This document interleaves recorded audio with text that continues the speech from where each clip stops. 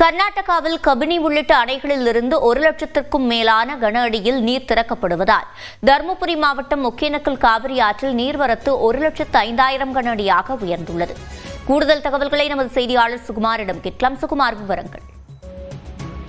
சிவரஞ்சனி ஒகேனக்கலில் தற்பொழுது 1,05,000 கன அடி தண்ணீர் வந்து கொண்டிருக்கிறது. அதாவது இந்த ஆண்டில் முதல் முறையாக 1 லட்சம் கன அடிக்கு மேல் தண்ணீர் வருவது தற்பொழுதுதான் இன்றுதான் வந்து கொண்டிருக்கிறது.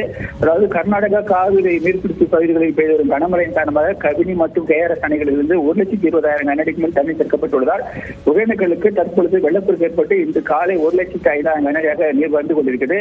இதனால் வந்து அறிவிலே தெரியாத அளவிற்கு நீர் ஆர்ப்பரித்து செல்கிறது. மேலும் வந்து சுற்றுலா பயணிகளுக்கு 3வது நாளாக குளிக்கவும் பரிசல் இயக்கவும் மாவட்ட நிர்வாகம் தடை விதிக்கப்பட்டுள்ளது.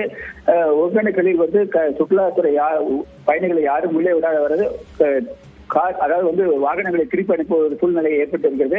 ஒகேனக்கலை பொறுத்தவரையிலும் காவிரி கரையோர மக்களுக்கு வந்து ஏற்கனவே வந்து மாவட்ட நிர்வாகம் வந்து ஒலிபெருக்கின் மூலம் வந்து வெள்ள அபாய எச்சரிக்கை விடப்பட்டுள்ளது.